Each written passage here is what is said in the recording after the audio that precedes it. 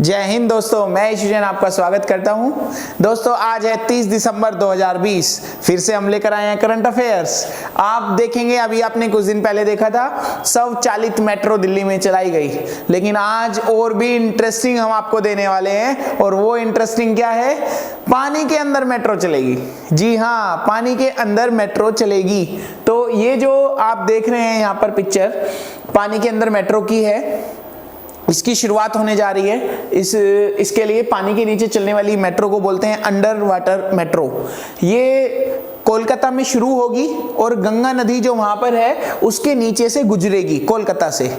तो दोस्तों ये जो है दिल्ली में भी हो सकती है, इसकी संभावनाएं हैं, लेकिन अभी इसके बारे में कोई प्लानिंग कोई चीजें नहीं है, पर कोलकाता से ये शुरू होने जा रही है।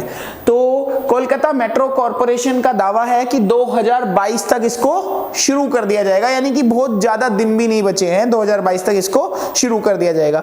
तो यहां से एक क्वेश्चन बन जाता है कि अंडर वाटर मेट्रो की शुरुआत कौन से राज्य से हो रही है? तो वो पश्चिम बंगाल में कोलकाता से हो रही है। कब से शुरू होगी? तो 2022 से कोलकाता मेट्रो कॉरपोरेशन का दावा है कि वो कह रहे हैं 2022 से शुरू होगी। तो दो बातें यहां पर आ जाती हैं। इसके बारे में कुछ इंटरेस्टिंग फैक्ट्स भी हैं, वो भी हम जान लेते हैं। जैसे आपने देखा यहां पर कि अधिकतम रफ्तार इसकी कितनी होगी? 80 kilometre per hour, 80 kilometre per hour इसकी रफ्तार होगी।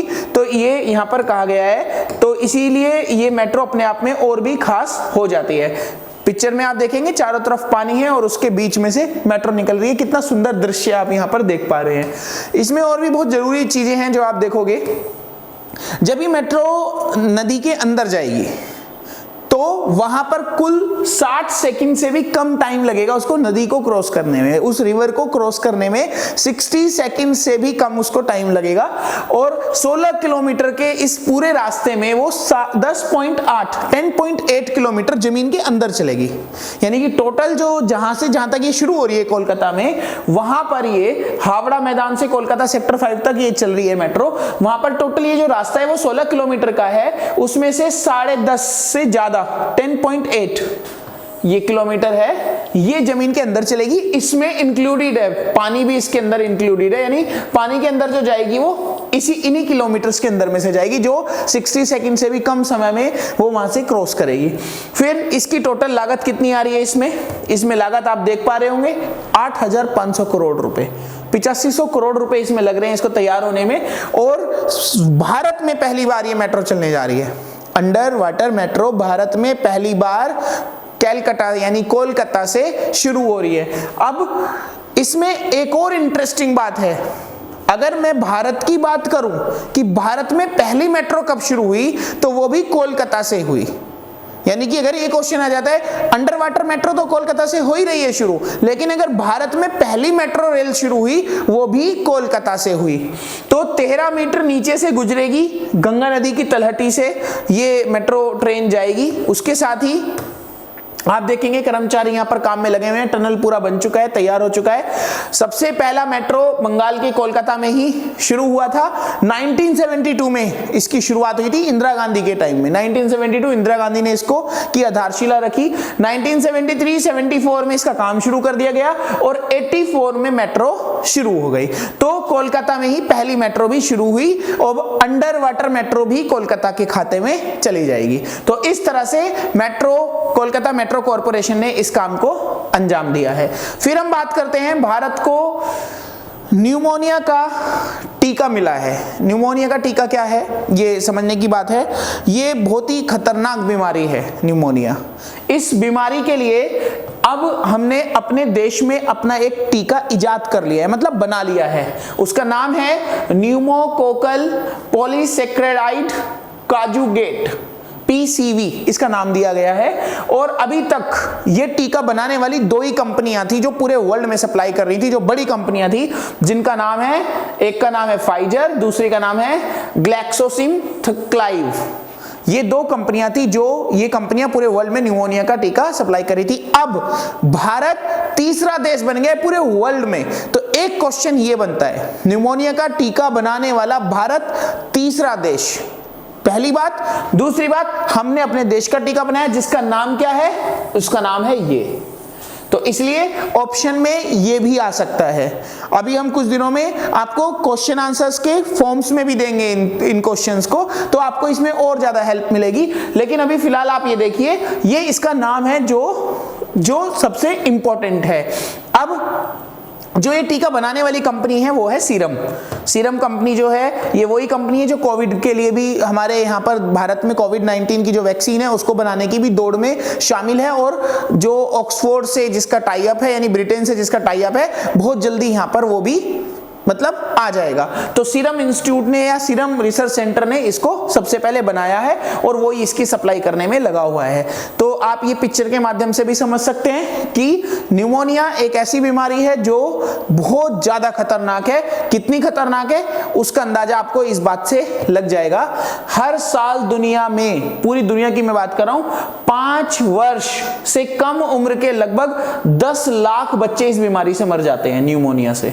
10 लाख बच्चे, पूरे वर्ल्ड की मैं बात कर रहा हूं, पूरे वर्ल्ड में। अगर मैं सिर्फ भारत की बात करूं तो यूनिसेफ जो अंतरराष्ट्रीय एजेंसी है, यूनिसेफ जो यूएनओ का पार्ट है, संयुक्त राष्ट्र संघ का पार्ट है, उसने कहा इंडिया में 5 वर्ष तक की उम्र के लगभग 1 लाख बच्चों, जो 1 लाख से ज्यादा बच्चों की मौत हो जाती है। ये चीज इन्होंने कही यूनिसेफ ने। तो अब जो भारत में जो ये सीरम के माध्यम से जो ये वैक्सीन आ रही है, WHO ने उसको जनवरी में ही मंजूरी दे दी थी, पूरी तरीके से वो डेवलप हो चुकी है। और इसको डेवलप करने के लिए सीरम ने 2 एनजीओ से हाथ मिलाया है, 2 एनजीओ ने मिलकर इसमें सहयोग दिया है। एक तो ये बिल गेट्स की फाउंडेशन है, Bill Gates and Melinda foundation, इस एनजीओ ने काम किया है। दूसरा पाथ एनजीओ जो है हेल्थ में काम करती है, इंटरनेशनल एनजीओ है। तो इन्होंने इस काम को किया है और ये इस तरह से भारत में न्यूमोनिया की दवाई यानी वैक्सीन विकसित हो गई है। खास बात यह है कि जो हम विदेशी दवाइयों को मंगाते थे वो बहुत महंगी होती थी, ये जो दवाई है ये काफी सस्ती दवाई है, यानी मध्यम और गरीब वर्ग के जो लोग हैं उनके पास तक भी अब ये आसानी से पहुंच सकती है। तो ये इसकी खास बात है और इस खतरनाक बीमारी के लिए WHO ने भी हाथ बढ़ा दिया है। यूनिसेफ ने जो आंकड़े दिए हैं वो आपने समझ लिए हैं। एक और खुशखबरी जो महिला सशक्तिकरण की तरफ बढ़ावा देती है, 21 वर्षीय आर्य राजेंद्रन इनका नाम है। ये तिरुवनंतपुरम से हैं, पहली देश की सबसे पहली युवा महापौर बनी है। युवा महापौर तिरुवनंतपुरम से, दक्षिण भारत से ये क्वेश्चन है आपका। तो ये क्वेश्चन, ऐसे क्वेश्चंस बहुत कम पूछे जाते हैं, लेकिन महिला सशक्तिकरण को लेकर है तो इसीलिए थोड़ा सा इंपॉर्टेंट बन जाता है। और नाम भी कोई ज्यादा मुश्किल नहीं है, आर्य राजेंद्रन है, इसलिए ये क्वेश्चन मैंने आपका इसमें जीके में जोड़ा है। आर्य राजेंद्रन तिरुवनंतपुरम से हैं, सबसे पहले जो भारत की पहली ऐसी युवा महापौर बनी है ये, जो तिरुवनंतपुरम से हैं। उसके बाद हमारी साइंस से, यूनिवर्स से एक क्वेश्चन आता है बहुत important. IIT BHU, Banaras Hindu university, IIT BHU में इसरो आप जानते ही हो, रिसर्च सेंटर है हमारा भारत का, स्पेस रिसर्च ऑर्गेनाइजेशन है। तो भारतीय अंतरिक्ष अनुसंधान संस्थान ने IIT BHU में एक क्षेत्रीय शैक्षणिक शाखा लगाने की बात कही है। इसके MOU पर साइन कर दिए हैं, मतलब एक IIT BHU में एक स्थापित करेगा ये अपना रिसर्च सेंटर। इसका उद्देश्य क्या होगा? क्योंकि इसका उद्देश्य ये होगा, ये यूपी, छत्तीसगढ़, MP इन राज्यों में, यूपी में तो क्योंकि BHU तो यूपी में है, तो यूपी में, MP में, छत्तीसगढ़ में, इन सब जगहों पर अंतरिक्ष प्रौद्योगिकी की गतिविधियों को बढ़ावा देने के लिए, राज्यों में भी, क्योंकि इसरो हमारे भारत का है, हमारे राज्यों को इस मुख्य धारा से जोड़ने के लिए, इस रिसर्च से जोड़ने के लिए इन्होंने BHU के साथ हाथ मिलाया है। तो इसरो और BHU मिलकर, IIT BHU मिलकर एक बहुत बड़ा अंतरिक्ष अनुसंधान करने जा रहे हैं, यानी कि भारत अब फिर चमकेगा, फिर से सोने की चिड़िया बनेगा और विश्व में डेवलप होगा, विकसित होगा। तो अब आप देखोगे यहां पर इसका एक पिक्चर है जो IIT BHU है, उसका एक मैंने आपको सामने पिक्चर रखा है। वो पिक्चर के बाद हम बात करते हैं इसका उद्देश्य क्या है। इसका उद्देश्य है अंतरिक्ष विज्ञान को बढ़ावा देना। अंतरिक्ष प्रौद्योगिकी को बढ़ावा देना, कृषि अंतरिक्ष अनुप्रयोग करना, दूरसंचार जल संसाधन में काम करना, यानी ये सारे काम करके हम अपने आप को विकासात्मक मॉडल बनाने में सक्षम होंगे। यानी कि इससे हमें क्या मिलेगा, इससे हमें नए नए इनोवेशंस मिलेंगे, नई नई चीजें मिलेंगी, हम बहुत सारी खोजबीन करेंगे और भारत आगे बढ़ेगा, बिल्कुल कोई नहीं रोक सकता उसको। तो इस तरह से ये जो है हमारा इसरो और BHU IIT का एक क्वेश्चन आ जाता है। फिर मैं बात करता हूं मध्य प्रदेश से। मध्य प्रदेश में भारत का पहला hot air balloon wild life safari launch किया गया है। मध्य प्रदेश में, भारत में ये पहली बार ऐसा हो रहा है। आपके दिमाग में क्वेश्चन आएगा अब ये क्या होता है, ये नई बीमारी कौन सी आ गई? दोस्तों ये बीमारी नहीं है, ये क्या है, ये hot air balloon wild life safari launch है। जब हम जंगलों में घूमने जाते हैं, वाइल्ड लाइफ के लिए जाते हैं, तो हम जीप में जाते थे, जीप में बैठते थे और जंगली जानवरों को और बड़े बड़े अपने मतलब इन्वायरमेंट को देखते थे। लेकिन अब अफ्रीका में ये पहले ऐसे होता था, अफ्रीका में ये ऐसा होता है अभी भी, ऐसा ही हमने भारत में भी लॉन्च किया है कि अब हम इन गुब्बारों में बैठेंगे और ऊपर से दर्शन करेंगे सबके, पूरे जंगल के। यानी अब जीप में भी जाने की जरूरत नहीं है, हवा में रहकर और अच्छे से चीजों को देख पाएंगे। तो अब जीप में भी जाना चाहें तो जीप में जाएं और गुब्बारे में बैठकर हवा में इस चीज को देखना चाहें तो वो देखें। तो देश का पहला ये hot air balloon wild life safari launch हो गया है। वन मंत्री हैं जो मध्य प्रदेश के विजय शाह जी, इन्होंने इसको लॉन्च किया है। और ये जो वर्ल्ड में फेमस, जो वर्ल्ड का जो हमारा फेमस है ये रिजर्व, वो है बांधवगढ़। बांधवगढ़ जो है MP में ही है, उमरिया जिले में है, वहीं पर इसको लॉन्च किया गया है। तो इसीलिए विश्व प्रसिद्ध बांधवगढ़ एक नाम जो ये इंपॉर्टेंट है, आपके क्वेश्चन से संबंधित है। दूसरी बात ये कहां पर है, उमरिया जिला MP में है, दूसरा क्वेश्चन बहुत इंपॉर्टेंट है। तीसरा यहां पर क्या हुआ है, hot air balloon wild life safari launch हुआ है। तो तीसरा क्वेश्चन यहां, यानी एक इस क्वेश्चन से 3 क्वेश्चन तो नॉर्मल मिल गए आपको। उसके बाद जो आप देख रहे हैं रंग बिरंगे ये वही बैलून्स हैं, 12 साल पहले भारत में लॉन्च हो चुका था, आया अब है, लेकिन ये बैलून 12 साल पहले आ चुका है। सफारी में ये अब आया है, सफारी में यानी रिजर्व में अब देखोगे तो ये अब आया है। तो इसकी जो कंपनी का नाम है, वो कंपनी का नाम है स्काई वॉल्ट्स। ये MP गवर्नमेंट ने इसको लाइसेंस दे दिया है, अब इसकी ये शुरुआत करेंगे। तो इस तरह से यहाँ पर ये बैलून की शुरुआत हो गई है और काम चालू हो चुका है। नेक्स्ट क्वेश्चन जो आता है अब हमारा उड़ीसा से आता है। उड़ीसा में बनेगा भारत का सबसे बड़ा हॉकी स्टेडियम। ओडिशा में सबसे बड़ा हॉकी स्टेडियम बनने जा रहा है।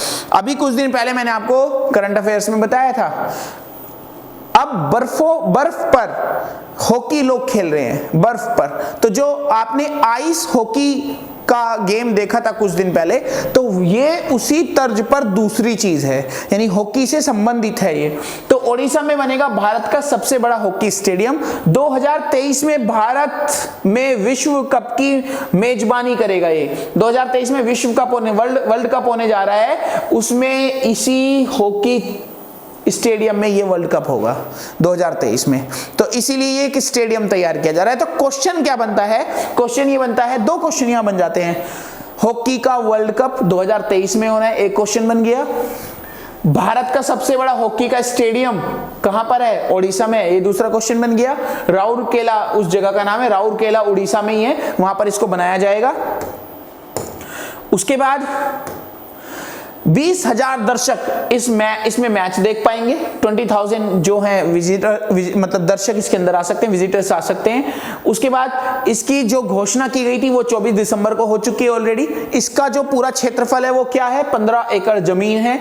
बीजू पटनायक यूनिवर्सिटी है ये, यहाँ पर बीजू पटनायक यूनिवर्सिटी है, टेक्निकल यूनिवर्सिटी है, टेक्नोलॉजी कैंपस है, वहां पर ये 15 एकड़ जमीन है, वहां पर इसको बनाया जा रहा है। तो यानी कि ये कहां बनाया जा रहा है, ये कहां बनाया जा रहा है, ओडिशा में बनाया जा रहा है, राउरकेला में बनाया जा रहा है। और किस जगह पर बनाया जा रहा है, Biju Patnaik university of technology campus में इसको बनाया जा रहा है। 15 एकड़ की जमीन है, 24 दिसंबर को इसका उद्घाटन हो गया। 20,000 दर्शक बैठ सकते हैं। 2023 के विश्व कप की तैयारी है। भारत का सबसे बड़ा हॉकी का पहला स्टेडियम ये लॉन्च हुआ है। तो इस तरह से इससे भी कई सारे क्वेश्चन आपके तैयार हो जाते हैं।